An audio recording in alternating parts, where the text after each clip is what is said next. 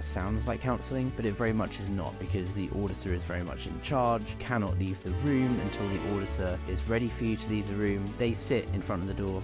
I don't like that. I don't like that at all. That's so f***ed up presents. That's so f***ed up presents. That's so f***ed up presents. That's so f***ed up presents. Hey, everybody. Suppressives, SPs, all you SPs out there, what's up? This is a crossover between That's So Fucked Up, the podcast, a podcast about cults, murder, and other generally fucked up stuff, and YouTuber Apostate Alex. Alex, Hello. what's your channel about? My channel is about me. No, I'm joking. It's about Scientology. I was a former Scientologist. I used to work for the Church of Scientology in London, and now I talk about my experiences and other people's experiences, and I share people's stories, give people a platform to do that. And the focus for my channel isn't necessarily exposing Scientology or taking down the church. There are plenty of channels that do that. I think for me, it's more about giving people a place to talk about their journeys in cults, coercive groups, Scientology, and helping people heal just by listening to stories and, you know, talking to people. Yeah, that's awesome.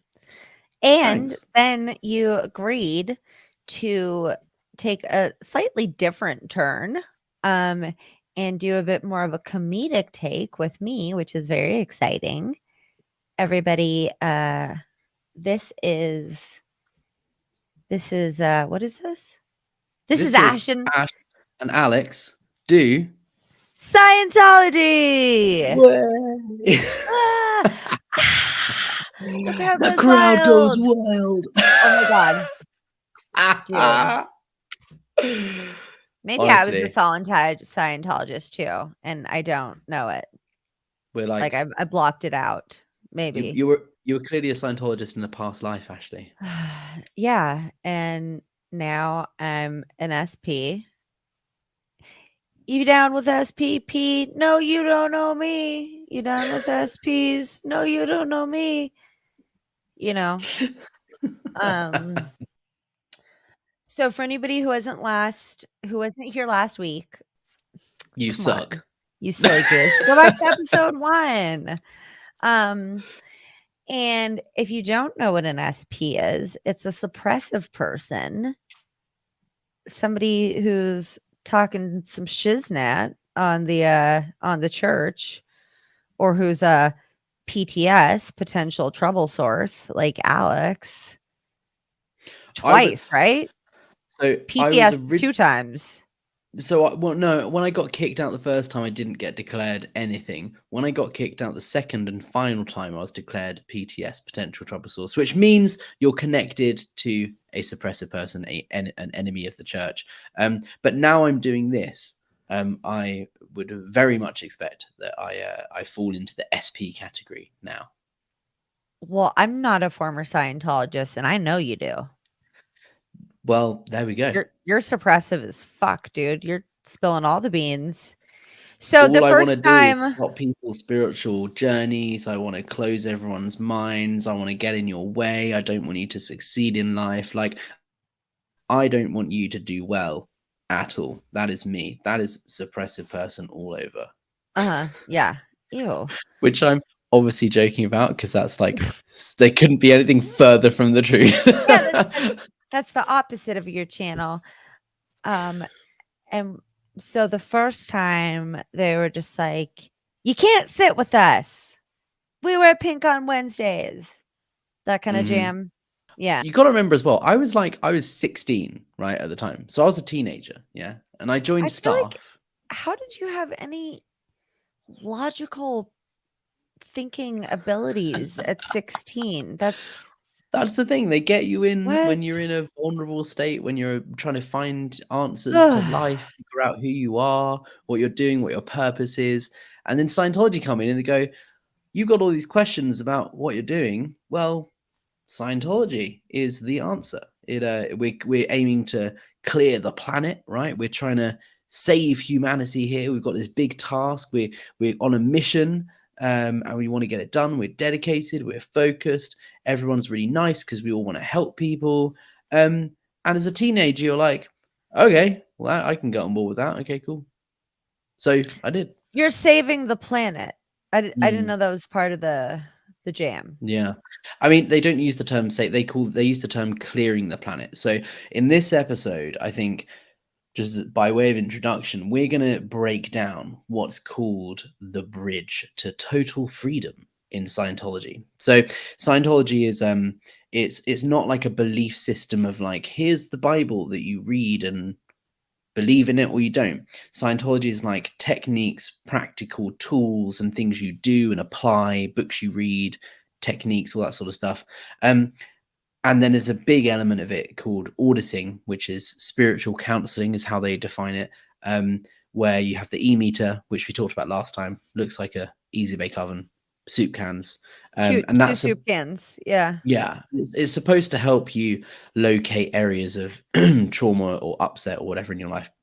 But you use that as a tool in your auditing sessions, which are like therapy sessions, but not quite. And essentially, you kind of apply it. So you do sessions, you do things to like fix areas of your life to get better communication, to be better in your, finances or whatever. So it's not a point of faith, but basically, yeah, you go. I can't even remember where I started with this sentence now.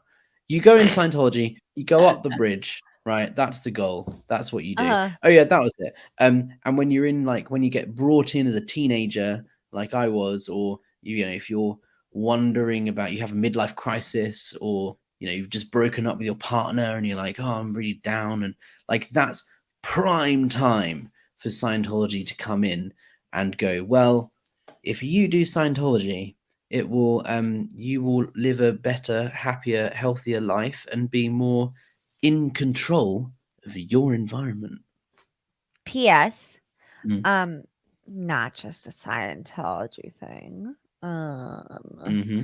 Most cults and coercive groups tend to go after the vulnerable. It's kind of a pattern across the board. Scientology is about making the able more able, right? There's an interview that David Miscavige, the leader of the church, did, the only TV interview he's ever done in the 90s, where he was basically saying about, there are lots of groups out there trying to help homeless people and people in poverty and, all of this stuff. Scientology, as much as we're not against that, that's not what Scientology is. Scientology, because like those groups are about getting you from like the bottom, like to a normal level of living. You have a house, you have food, you have a job and so on. Scientology is about getting you from that normal level to like above that, right? You have So they don't control of want your abilities. They don't want like poor, mentally ill. They want vulnerable people, but they don't want useless people who can't do things to grow the organization. They want people who generally are intelligent, right? They think, yeah. Yes. And yeah. And because it's learning, you do a lot of reading, you do a lot of writing, you do like it's a very educational process, right? So they want people who have a decent, intelligent head. And this is one thing, slight tangent, sorry, I get all the time on my channel. People saying like, how could you be so stupid to fall for a cult, right? And this is the thing that people don't realize. Yeah. Really quick, fuck the people who say that. I'm sorry, but one of the biggest misinformations out there that people who get into cults are stupid and uneducated and easily manipulated, and people who are in cults are generally some of the most intelligent people. If you look at fucking Waco, for example, so many of those people had fucking doctorates and master's degrees in spirituality and shit. But if the right person can convince you slowly with fucking manipulation tactics, then it's easy for somebody who can fucking think for themselves to start to, fall into a certain belief system. So before you fucking go on people's channels who have left cults, or you fucking leave reviews because you don't like, just fucking educate yourselves. That's my point. Sorry, I don't mean to go off, but it's just ridiculous. That's a ridiculous fucking question. It's like, oh, why did you end up in an abusive relationship? Because they didn't hit me on the first fucking day, It's actually, weirdly, luckily, I've also never been in like a narcissistic or abusive relationship. It's so weird. I was so prime for all of this so much of my life, and I guess I just got lucky. But yeah, I just think that's a huge misconception that really, really needs to be fucking made very clear, that is incorrect. And if you're asking that question, maybe use fucking Google and type in, why do people join cults? Ask ChatGPT. It'll have a whole fucking conversation with you.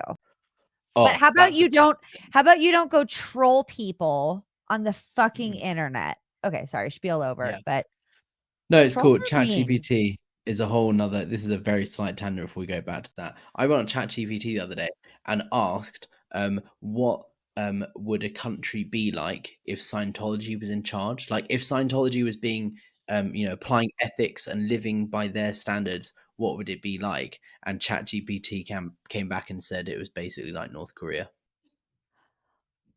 Oh, oh my god. That doesn't surprise me. Where the fuck is Shelly? I think she's dead. I think she's dead. No, Shelly's not dead. Really? Yeah. No. So She's for those of you who don't know, nobody Shelly, go on. nobody's seen her for years. Yeah. So Shelly Miscavige is David Miscavige is the leader of the church. So L. Ron Hubbard started Scientology. He died in 1986, but in Scientology they say he dropped the body, and he's moved on to Target 2. His body was an impediment to his research into the mind. It was getting in the way. So he causatively dropped his body. He deliberately decided this body is getting in the way. I can't do my research. I can't like expand Scientology, so I'm causatively dropping my body. And he did that by doing loads of drugs and having a stroke and dying. So that's so Scientologists were told in 86 that he causatively dropped his body to move on to Target 2, i.e. the Totally. next planet. Right. But after that happened, David Miscavige took over, and he has been the leader of Scientology since that happened in the 80s. And his wife, Shelly Miscavige, famously is she was reported as a missing person by Leah Remini because she hasn't been seen publicly in many years. I don't think she's dead. That news would have got out. In all reality, through people I've spoken to who have worked in these places and people who have left, and there hasn't been a 100% confirmed sighting of her at this place. But there's enough people that have confirmed hearing stories that she's been sent to this place. There's a secret. This is you're gonna love this, Ashley. What, please? There are several secret bases in Scientology that Scientologists aren't allowed to know about, right? Even if you are, so if you're a Sea Org member, like Sea Organization, which is the like monks and nuns of Scientology, you dedicate your life to it, so you're like most trusted, you run the management of the church. Even these people aren't allowed to know about this place unless you're working there, right? I know where one of them is. I know where one is. Okay. It's in California on a ranch. There's a cut. So the ranch you're thinking of. It was in the Leah Remini show, right? I believe what you're probably thinking of is Gold Base or the Int Base, which is where they film all of the movies and stuff. Yeah, so that Yeah. used to be, it's called INT base, International Base. It's like where the headquarters of Scientology is, one of their headquarters. They've now moved actually a lot of their operations to a different place, but that was secret historically. But you know, it's on their website now, it's not secret anymore, and they've moved a lot of their operations to a different place. But we're talking like higher like people who work there at the very top of Scientology's management structure aren't allowed to know about this place. It's called the Church of Spiritual Technology, CST, right? Hold on. Also, I cannot wait until the episode where we talk about the Sea Org. Yeah. We have so much to talk about. I'm so fucking excited. Okay, keep going. Okay, so Me too. she's in a secret place. Yeah, so there's this place called the CST, Church of Spiritual Technology. There's a couple of them dotted over the US. And essentially, Scientology have paid millions of dollars to build these like nuclear bomb proof like tunnels and like shelters, right, into mountains in really obscure places in the middle of nowhere. And they have like a couple of buildings, and there's like 5 or 10 people based there. And basically they are L. Ron Hubbard's scriptures, all his writing, his lectures, and all of that have literally been transcribed into, I might get this the wrong way round, but I think it's gold like plates, right? And golden like discs and things. Okay, Transcribed. shut up. And wait, it gets better. He stole that. Stop it. Listen. No, he didn't steal it from the stole that. Mormons. Get out. No. Yes, he did. No. What? No, because this happened after he died, right? This is a preservation project, right? All of his writing, his books, and all of that stuff that's published, he wrote, handwritten, typewriter, whatever. What they're doing is taking that and putting it onto gold plates in titanium sealed boxes that are then pumped all of the air out and then filled with argon gas and stored in these nuclear bomb-proof bunkers in the middle of a mountain. There's a couple in California, I think there's one in Arizona and one in New Mexico, I believe. So that basically they're preserving L. Ron Hubbard's teachings. So if at any point in time there's an apocalypse or a war or whatever, they will survive. Like L. Ron Hubbard's writings are that important to Scientologists that they are like held in these top secret nuclear bomb proof shelters. And that one of those places is where it is believed Shelly Miscavige has been sent, because it's remote and you know you can kind of disappear there. No, so she's like totally being, I mean, held hostage, right? It's torture what they're doing to her, whatever they're doing. I don't know how, like, anyways, you know what? That's for another episode. Honestly, today we're getting on the bridge. I want to know. The bridge. I didn't take a fucking break at all during last time. I was so excited. Let me take a break this time. When we get back from this quick commercial break, we are going to get on the fucking bridge. We're going to cross that river. Woo! We're crossing that river. Hey, we're back. We're getting on the bridge. Okay. So let's fucking go. In Scientology, you have the bridge to total freedom, right? I sent it to you. If you want to pull it up now, actually, it might be a good chance. For those of you listening, you don't really need to see it. Like, I'm going to talk through it in a way that will make sense. But if you want to Google it, Google Scientology bridge. Basically, it's a chart, right, of steps, yeah? And the idea is you start at the bottom and you work your way up to the top, right? And you start at the bottom when you come into Scientology, you do your introductory courses and like learn about tools and things like this that you can use in life.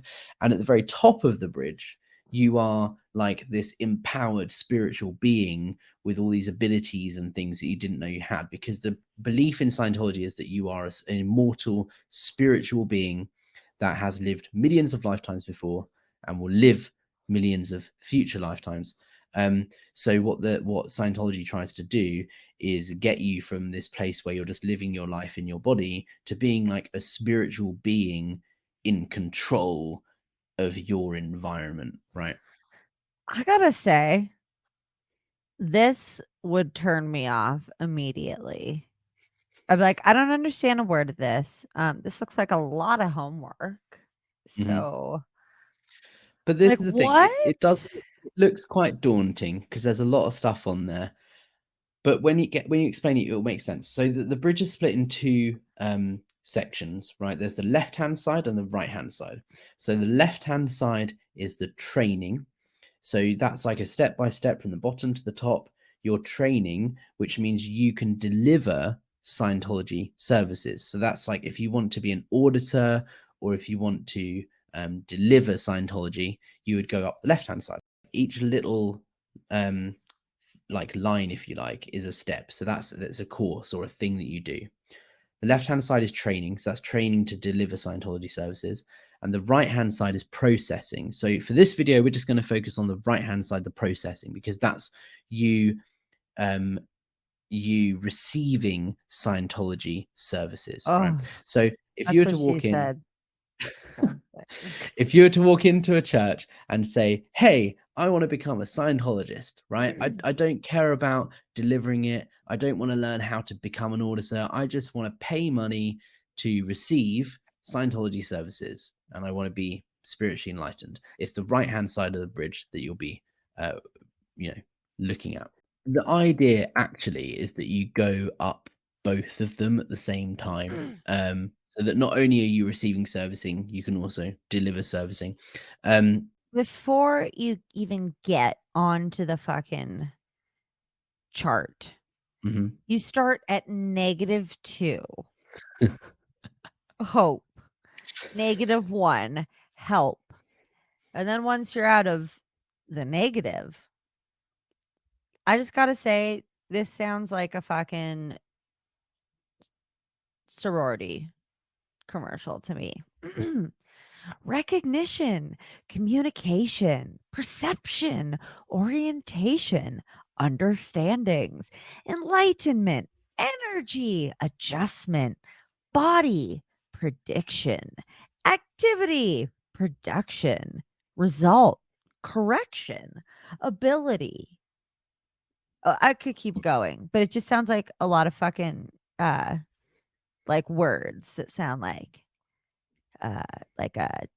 what are those words called? Bollocks. Was it like jazz words? Yes, fucking bullshit word salads, but just it's like a live laugh love sign, but on a chart. So what you're looking at is the awareness characteristics, right? Oh, So okay. the idea is that's like a scale, right? And everyone's on this scale of like, living, and you can be, like happy, sad, whatever. And Yeah. at the point where you come into Scientology, you're at -3, which is demand for improvement, right? And then Oh, you do the first like service, you read a book, you do a course or whatever, and then you got to -2, which is hope, right? Because you've come into Scientology, you now have hope that things can get better, right? okay. And then you Well, go up. Those words you were just saying is like going up this scale from basically living a life that is not spiritually fulfilled to the very top, right? And the very top is total freedom, right? so you can And have total freedom before you go clear? no, total freedom is the very top. So you go, this is after clear, right? This is the very, very top of the bridge. Oh, okay, so just for anybody, you guys pull up a fucking Scientology thing if you can. It's kind of helpful to look at. So in the middle, there's this column that says awareness characteristics, and that's what I'm looking at. And that goes for both sides. That's why, so it's in the middle because it goes for both sides. Yeah. Okay. Okay. So you can't reach that'd be crazy. You can't reach total freedom until you get to OT 9, OT 11, Do you want which to know doesn't what's? exist. You Yeah, I told was me. gonna say. You told me. Do you want to know what's even more fucked up? Is like all of these levels, right? From OT8. OT8 is the highest you can get, right? Which stands for operating Thetan, which your Thetan is the Scientology word for spirit. You're a spiritual being. You are a Thetan that has a body, right? Okay. So OT is operating thetan. There's a level. We'll get into it later. Yeah. But OT is the highest you can get on the bridge. But on the bridge diagram, if you don't have it in front of you, there are levels, right, that go way beyond OT8, right up to OT 15, right? So there are like, my maths is bad, but you know, Thanks for saying that, because I can't read Roman numerals, and there are seven more levels after OT8 on this bridge, right? That they haven't released. You can't do them. because And they don't Scientology, exist. Because they don't Scientology, exist. they will tell you, right, that they are all there, they're ready to go. But in order to release them, we have to do certain things, like we have to open certain number of buildings, or we have to, all of the orgs, the churches have to have a certain number of staff members or make a certain amount of income. Like there are always targets. And when we've done that, then we can release the next OT level, which is OT9. In reality, yeah, you're 100% correct. L. Ron Hubbard died before he managed to write OT9, 10, 11, 12, 13, 14, and 15. Unfortunately, they do not exist. So, do Scientologists know that, or do they think that L. Ron Hubbard wrote them from space, or wherever the fuck he's hanging out? Target 2. Yeah, Scientologists believe that L. Ron Hubbard completed all of his research, his writing. They are all there and ready to go. And then he died. They think that They're being lied to. Hold on. when all of Hold the on. Hold the phone. So Are you telling me that they're being lied to? I know it's a shocker. Shut the fuck up. Oh my God. Yeah, I know it's really hard to believe, but yeah, Scientology lies to its Wow. parishioners. Yeah, Wow. shocker, right? Yeah. And this is only the beginning. Oh my God, I know. And I'm So yeah. fucking pumped. Like Arnold. Pump me up. I'm here to get pumped up. Okay. Is that got me up the bridge now. Get to the chopper. Go up the bridge now. Anyway, that was a tangent. Okay, so let's talk through this bridge to total freedom, right? So when you join Scientology, yeah, we discussed a bit last week about doing a stress test, buying a book, and doing like a life improvement course, you know, how to have a successful marriage, how to raise kids, how to better your finances, communication, whatever that is. That's a really introductory level service. Introduces you to the concept of Scientology, techniques, tools, and so on. But your first major action in Scientology on this bridge to total freedom is what's called the Purification Rundown, right? It's the Purif for short, right? So that's at the very bottom of the bridge on the right-hand side. You'll see Purification Rundown. That's the first major auditing action that you do. Essentially, L. Ron Hubbard's teaching, his belief, what he wrote and said, was that when you take any sort of drug, medication, paracetamol, right, ibuprofen, whatever it might be, those toxins, right, stay in your body, in the fatty tissue in your body forever, and they will always affect you. So your like awareness of like life and, you know, all of that is affected by all of these drugs that are still in your body that you might have taken 20 years. If you join Scientology, they're like, no psych meds. We don't do that. No pain meds. They're like the Church of Science, which is funny. Weird, because they do that too. So as somebody with, you know, well, just name all the books. No, name all the stuff, and then I'll tell you what I don't have. Actually, just a little like hot tip, because for people who are on your channel, and people listening to mine, complex PTSD that happens after you've been through several major traumas, which I'm sure a lot of cult members can attest to. But complex PTSD actually presents as fucking everything under the sun: panic disorder, depression, anxiety, ADHD, borderline personality disorder.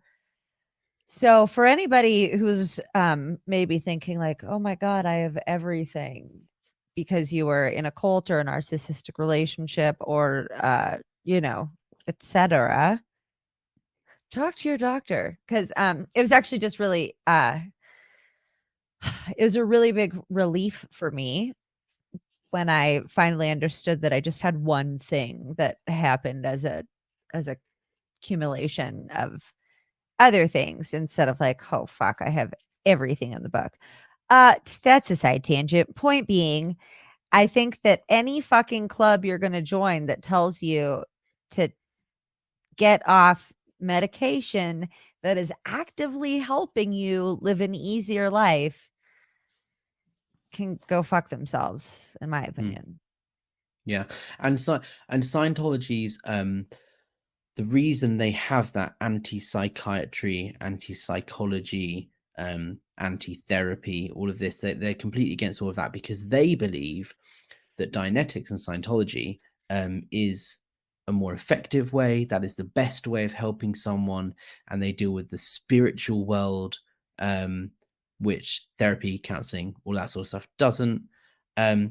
And they also believe in they're kind of a bit conspiracy theory, really, because they believe that psychiatrists, psychs, right, are the devil, right? They are Yeah. trying to actively push medicines and control people and implanting people with stuff, and they're trying to make money and big pharma, and it's a whole Big, tangent.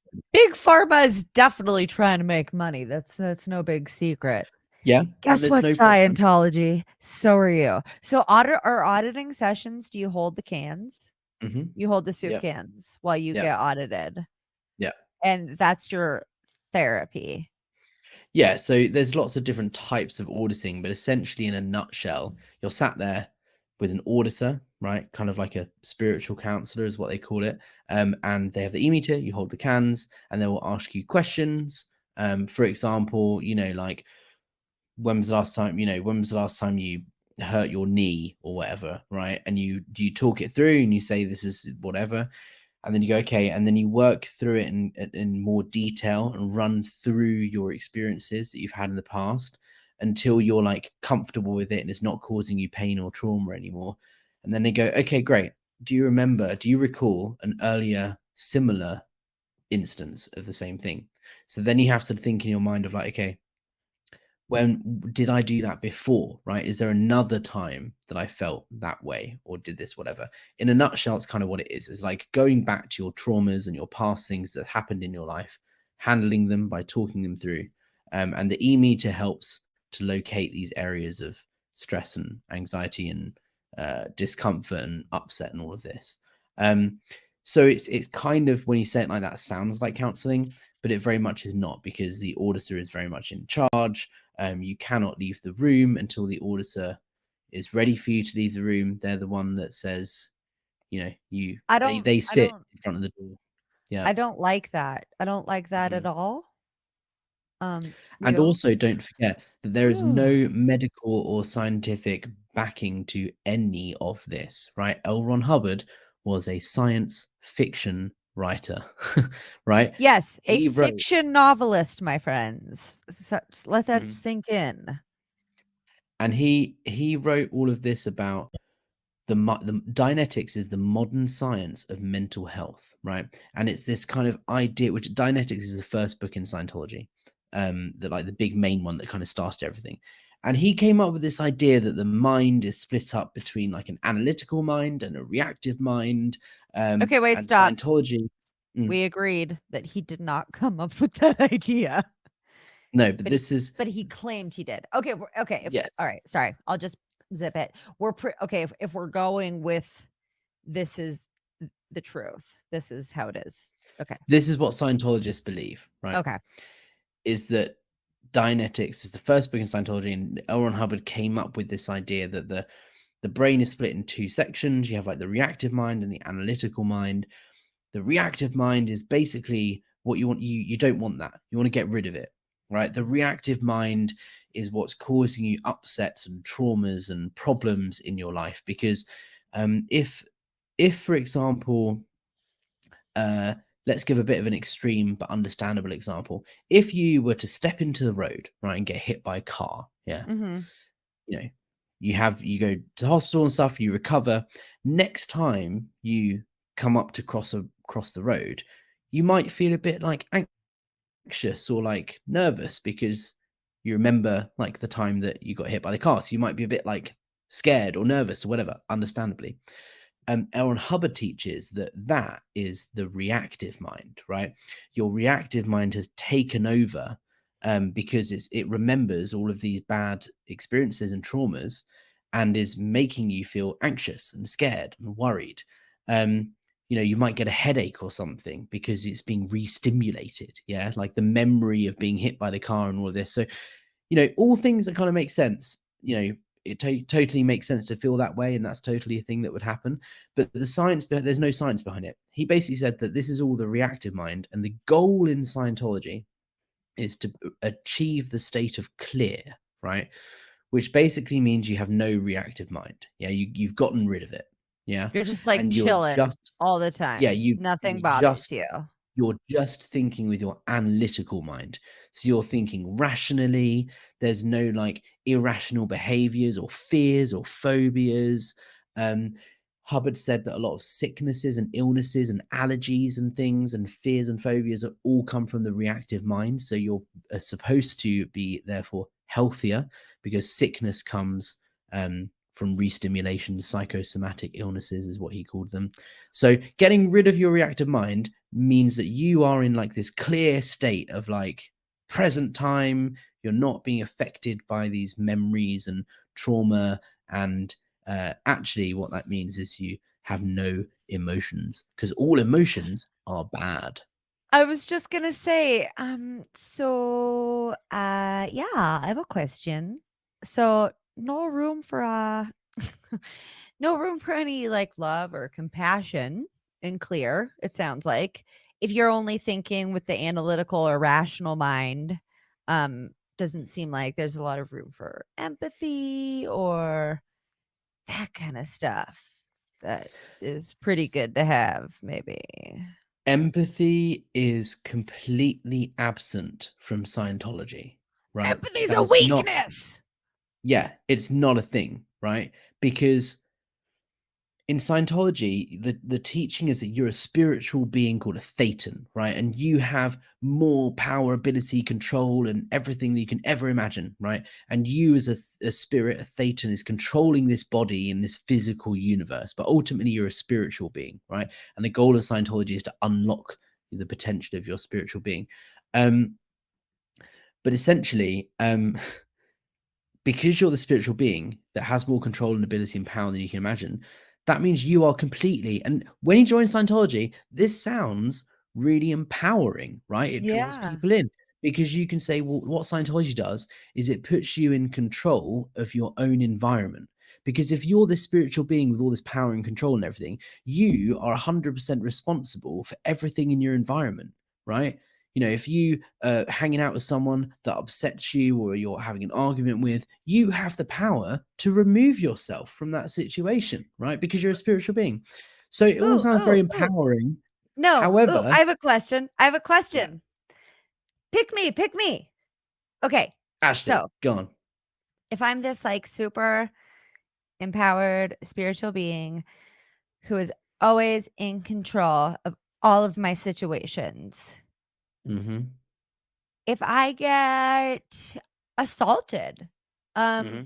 somebody steals my car, I get sexually assaulted, a friend fucking just burns me, is that my fault because I'm in control of everything?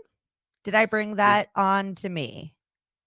This is exactly what I was going to say, was that it sounds very empowering at the beginning, but ultimately, yes, because if you have more power and ability than you can imagine, you subconsciously, right, have put yourself in a situation where you've allowed that to happen. So when you hear these stories of children being, there are certain words we can't say on YouTube, so we have to kind of dodge around it a little bit, but like children that have been treated unfairly by older people, for example.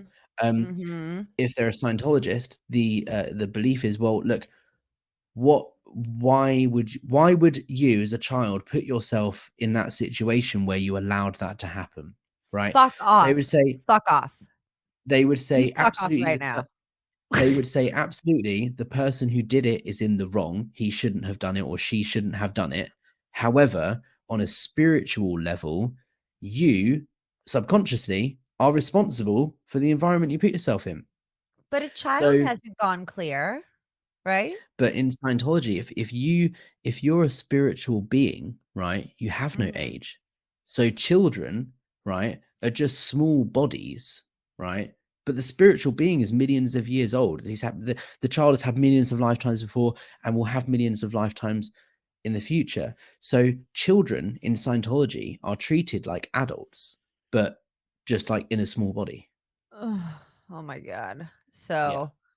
So victim blaming central. That's fun. On that So note, really quick, Alex, I have to take a so on that note, that super fun note, let's take a quick commercial break and we'll be right back. Okay, hi, we're back. Okay, so this super empowering sounding thing is actually the absolute opposite. It's hop aboard the victim blame train. And even if you're a child who gets treated not well in a serious manner by an adult, that's your fucking fault, you dumb little bitch. Like, why would you bring that on to you? That is also, I mean, I guess probably Jehovah's Witness and okay, I know Mormonism for sure, but Jehovah's Witness has probably been around longer than Scientology, right? yeah. Okay. I'm sorry. If anybody was like, that was the dumbest question ever. No, Sorry, I but think JWs were the early 1900s, late 1800s, like 1890, 1900s. Scientology, the first, L. Ron Hubbard wrote Dianetics, the first book in 1950. okay. Okay. So I mean, I'm not like crazy off. But that's I feel like that's kind of a thing in definitely Jehovah's Witness and Mormonism, especially for females. I don't know if if is it for males and females in Yeah, like Scientology? this is one of the things that is pretty fucked up, that as a spiritual being, yeah, you don't have a Mhm. gender or a sex or anything. Like, you're a spiritual being that has chosen this body to operate in the physical universe. They call it MEST: matter, energy, space, and time, right? MEST. The MEST universe is basically the physical universe that we live in. So you as a spiritual being have chosen this body to operate in this world. So you don't have a gender or a sex or anything. You're a spiritual being. You live on this spiritual plane. So yeah, like, you are in control. And actually, what happens when something like this horrible thing, like the child thing we were talking about just now, they wouldn't say that the person doing the alleged thing was correct or right in doing it. They would say that that's wrong and they shouldn't have done it, and they have done something wrong spiritually to make it feel like they should have done that. Would But they the get person who's punished? yeah, they would have some sort of ethics action. But the main thing for the person who is the victim would be like, well, why, you need to do some sort of Scientology course or learning something. Like, you need to learn why you put yourself in a situation where you allowed that to happen, so that you don't do that again. Because that was horrible. It was a horrible experience. You don't want that to happen, right? It was horrible, right? We acknowledge that. So let's make sure it doesn't happen again by training you in spiritually, to be more in control of your environment. That's how they would Okay. pitch it. So let's say I'm 7 and I have abusive parents who are neglectful. They hit me. I have an uncle who's molested me. It's just I was born into a shit situation. I go tell an adult in this church. All of that's my fault because I chose this body to be born into. I just want to check that I'm getting the whole thesis in here. Yes. Yeah, okay. That's sweet. That's great. Real nice of them, isn't it? No, it's lovely. So that's what I said about empathy, right? There is Yeah. no empathy No. because they believe you're in control and you're a powerful being, and therefore there's no empathy. Because why would someone feel sorry for someone or feel any emotion towards you when you've been, a victim of some sort of assault or whatever? Because actually you have put yourself in that situation, so that's your fault. It's the classic, what were you wearing type of deal. But it's one step further. It's not what were you wearing. It was, why did you get on that train or bus, or why were you standing there at the bar Right. It just next to this person? It's not, it's like, what were you wearing, right? That whole idea is bad. But with Scientology, it's like, it's a step further back of like, well, why did you go into that building? Why were you in that area? right. You put yourself in that situation. Okay. Also, that's That such is a so good fucked that is so fucked up. That's such a good cover, because if you are a suppressive person and you go out and talk shit about Scientology, they can just be like, well, that's because Alex chose to go into this body that was going to end up coming through our program, but feeling as if we had brainwashed him. My PTS, potential trouble source declare, that I got when I was escorted out of the church property for the final time, says almost word for word, I was in a worse condition well before I even joined Scientology.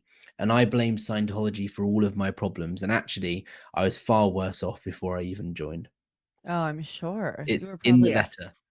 You were That's- probably a 15-year-old fucking piece of shit mess, weren't you?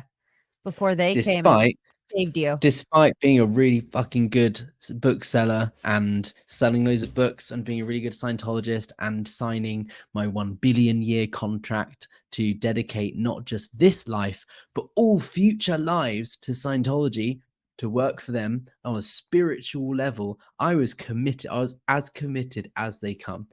And then when they kicked me out, this is why I don't have any. That's not enough. But And I was that's pissed not off. enough. I was pissed off when I first got kicked out, because I was like, really, like, I'm as dedicated as they got. Like, I'm ready to go. Like, I'm such a Scientologist. Like, and you're kicking me out. It really, I was really pissed off at the time. Such a fucking Scientologist, you guys. What the fuck? I was like, but honestly, I was so like, I was fighting to stay in the org, in the church, right? They kicked me out. I didn't want to be kicked out. Actually, it's a blessing in disguise, because if they hadn't have kicked me out, I am 100% certain I would still be in today. And I know you've talked with Mike Rinder. We're gonna have to get him on our show sometime. Because I know that he was so high up in the organization that he ended up at those fucking like abuse conferences, essentially, where they would just like lock them in a room for days with no food or water and be like, hey, okay, now just physically, mentally, and emotionally beat the shit out of each other. Bye. Right? Do I have that correct, essentially? Essentially, you're talking about what's called the RPF, the Rehabilitation Project Force, which is essentially a like a manual labor re-education camp for Scientology Sea Org members, which like monks and nuns of Scientology, signing up to live and like your whole life working for the church. You're dedicated like a monk or a nun. Okay. And when you get in serious, or they've stopped doing it now, but back in the day that Mike was in, yes, when you were in real serious trouble and you'd done something wrong against the church, or you'd messed up somehow, one of the things they would do is send you to the RPF, which would involve going to the hole.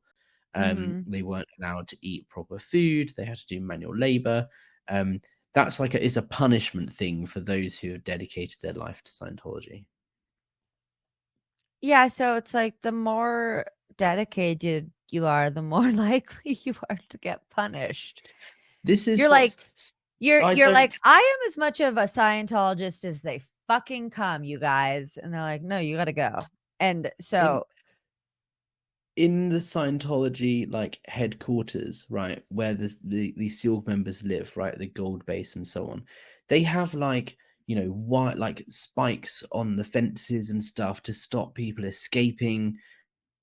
They have what's called a blow drill. So if you blowing means like an unauthorized departure. So if you're a SEAL member and you try and leave the base, because you signed up your life to work for this thing, so if you try and leave, they drill these like kind of like a fire drill, right? But a blow drill. So they do this every, I think it's every week or so. I was never there, but where they like practice what happens if someone escapes. Okay, well, we'll go down to the nearest town. We ask all of we phone up all the hotels. We like all of this stuff to try and locate this person and to bring them ew, back. that is so scary. But this is the thing about Scientology is like they kick people out who want to stay, and the people that want to leave they keep in. It makes zero sense. But it makes sense to them somehow. Weird. I mean, how do you understand psychotic reasoning, right? It's hard to wrap your head around. I feel like we've again covered a lot. So we said we were going to do the bridge in this episode, and I talked about like the first step on the bridge. We haven't done anything about the bridge. All like we got into like the purification rundown, which is the first step where you all these drug toxins are stored in your fatty tissues supposedly. I didn't even get beyond that. I didn't tell you what the purification rundown is. Just to close that book so that we at least know what one thing is. So yeah, we kind of we started talking about the bridge, and then we ended up actually doing a whole episode that had nothing to do with the bridge. But I started talking about the purification rundown, so I thought it would be a good idea to at least clarify what that step is. So if all of these drugs and toxins are stuck in your fatty tissues, you want to get them out, right? And Yeah. L. Ron Hubbard's idea of how you do that, which again, not scientifically proven, there is no science behind this whatsoever, is that you take a buttload of vitamins, right? Like Yeah. niacin particularly. And when I say a buttload, I mean there's only been one study on niacin, like a medical study on the effects of massive doses of niacin, and it has been proven to be carcinogenic in very high doses. The Scientology. Hold on. Does Scientology have rehabs? Yes, called Narconon, which deliver the purification rundown. I have been to rehab a few times. Did you go to Narconon? Fuck no, dude. Okay. I was gonna say. Thank God I went to a few really good rehabs. I've been sober for like 5 years now. Congratulations. Thank you. Luckily, all good experiences that helped me get sober. But I did know at least one person who got sent to a troubled teen camp, you know, the TTI, troubled teen industry, where they like kidnap you and fucking take you to the wilderness and all that bullshit. So I knew somebody who that happened to them. They were like in the fucking desert and broke a bone or something crazy like that. And it's wild. It's like torture camps for quote troubled teens. And I also knew a girl who fucking definitely got sent to one of the Narconon rehabs. I didn't know it at the time because I wasn't into cults and stuff yet. But when I heard about Narconon and I heard about the niacin treatment, and I remember me telling her telling me about these weird rules and how they would take a bunch of niacin and then sit in a be forced to sweat for hours, and I get really fucking nauseous in high temperatures. And then especially if you force me to eat a bunch of vitamins, that sounds like a recipe for a lot of vomiting. There is no science behind Narconon. Narconon deliver a version of the Purification Rundown, which is what we were talking about. It just And sounds like a trauma camp. It's like, yeah, so oh, the come get idea sober. is by torture you. taking loads of vitamins, right, it loosens up the toxins in your fat tissues, like fatty tissue, and then you sit in a sauna for 5 hours a day and sweat Fuck them out. off. hmm Are you allowed to leave the sauna if you 5 feel like you're hours a day. dying? Yeah, you can go out and take 10 minutes or whatever, but you're meant to stay in the sauna for as long as possible. Like the ideal amount is 5 hours a day, and then you do a bit of running and stuff, and the idea is that you sweat out these toxins, right? But there is no science behind it. There's no proof that or evidence that actually works. And even if you've not had like a drug history or anything, it's the first thing you do in Scientology because it's meant to it clears your body of any harmful effects of drugs and toxins and so on. So you kind of have like a fresh start almost. Mhm. But it's also used in drug rehab centers. Yeah, it's complete bullshit that came from the mind of L. Ron Hubbard, who was, let's not forget, a science fiction writer. Yeah, I always love to emphasize that part.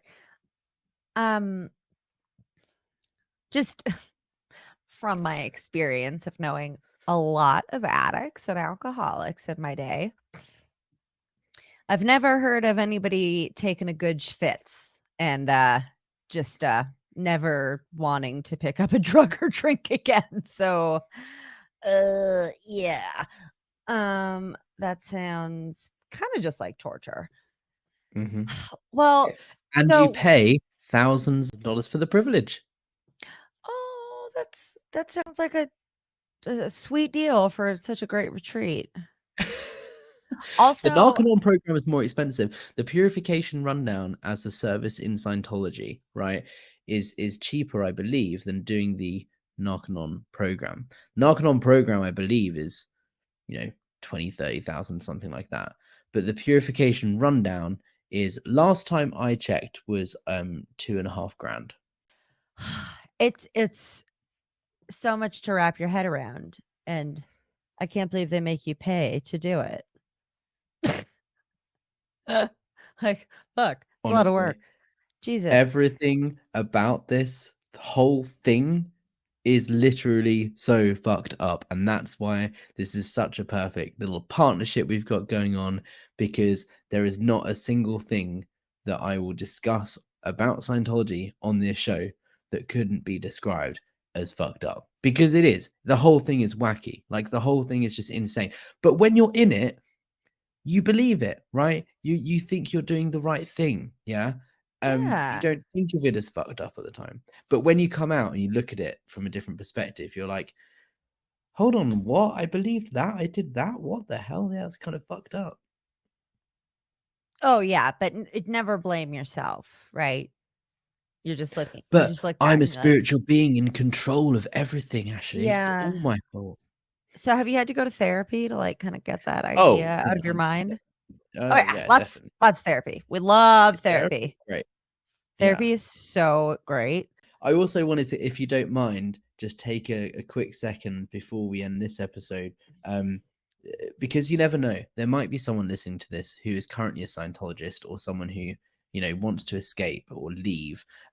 There is a charity called the Aftermath Foundation, which is there and exists to help people get out of Scientology. So if you or someone who is in Scientology and trying to leave, just go to theaftermathfoundation.org. They will help you, right? They will get you plane tickets to wherever you need to go. They will get you set up with a job and help you get an income. And most people who grew up in Scientology don't have like a GED or anything like that because they were in Scientology rather than going to school. They help you like get a GED and put a CV together, like a resume, and like they help you get your life back together. And it's a charity, so they do that because they want to help. So if there is anyone listening to this, 100%. If there's anyone that's listening to this that is trying to get out of Scientology, help is there. The Aftermath Foundation. And we'll both put the link to that in our show notes. Yeah. So, absolutely. if you are currently listening to the podcast, go follow, rate, subscribe, and review. You guys know the dealio. To Apostate Alex on YouTube. Anyone watching, thank you so much for tuning in. I really appreciate it. Go and listen to Ashley's podcast. That's So Fucked Up. She's awesome. She's got loads of other content out there that's not just about Scientology, and it is always something that cheers me up when I listen to it. It's fucked up, but it's cheerful. We play bingo. It's brilliant. We walk a fine line. There's a link in the description. Go check her out, and we will see you next week. Right? Thank you, Alex. Until next week, we'll Fuck see Scientology. you. In the meantime, fuck Scientology and don't join.